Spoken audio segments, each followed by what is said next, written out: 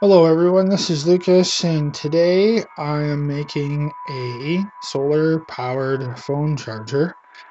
And how I'm doing it is I'm using all scrap electronics, and these are solar panels, which these two were originally for a solar Christmas light set that somebody had destroyed on us. This one here is from a Solar Motion light where all the electronics had gotten wet and rusted and corroded.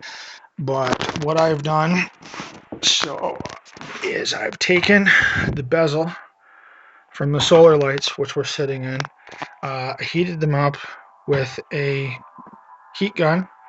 I put a butter knife underneath the bezel and I just slowly ran it along until I popped the hot glue out of the panels. I now have the panels soldered into series. I'm going to be taping them and putting them on a back, but they produce 5 volts on their own, or they produce 12 volts or more in full sunlight in series.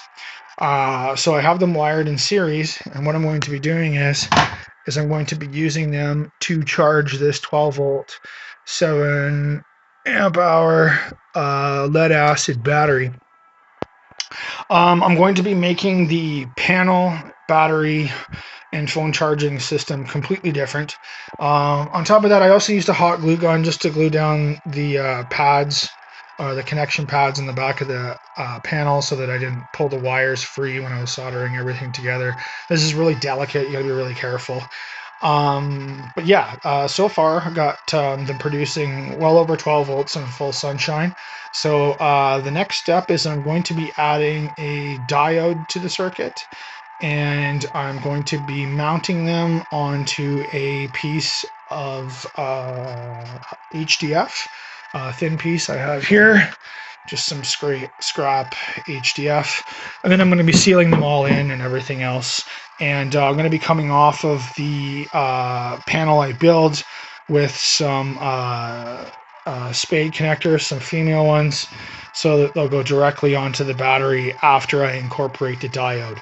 And the reason why I'm incorporating the diode is so I don't get feedback from the battery to the panels. I want to make sure that the power is flowing in one direction only. And from that, I should be able to use this battery and a 12 volt to 5 volt automotive car charger to convert the 12 volt back into 5 volts again, in order to charge my phone. Now you're probably wondering why I didn't arrange these panels in parallel, and that's because they won't work in parallel. So 12 volts is where we're setting at right now. And that seems to be okay. It should be enough to put some juice into this battery and hopefully be able to charge my phone socket free. If you like these videos, give us a thumbs up and subscribe, and don't forget our Patreon down below and some of our other videos.